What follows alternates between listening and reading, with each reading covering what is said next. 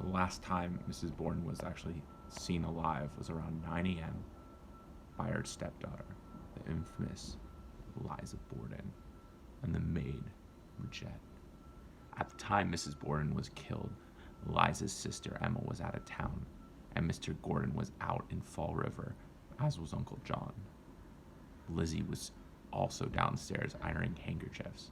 Mrs. Gordon was killed in the room where her uncle had slept that night before. This is now one of the most requested rooms for overnight stays in the historical Liza Borden Axe Murder House and Museum, the Morse House, also known as the Murder Room. There was no signs of struggle. There was no signs that she had any defensive wounds. Peculiar, isn't it? The evidence is unclear whether she was facing her attacker and didn't fight back, or couldn't, or standing up, or kneeling. But do we know where the wounds were? One blow struck her above her ear on the left side of her head, right?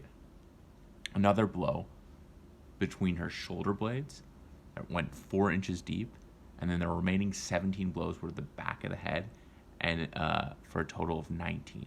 She eventually was found face down in a pool of her own coagulated blood. Between the blood and the stomach contents of both victims, we can put her time of death at around 9:30 a.m., a full hour and a half prior to Mrs. Borden's murder. In the photo on the wall in the dining room where the autopsy was done, you can see she is lying flat on her stomach, and you can see the pool of blood around her head. In the mirror, you can see the camera that took the photo. Did you know that Borden crime scene photos was the first crime scene photos taken in the United States? How is that for a morbid fact?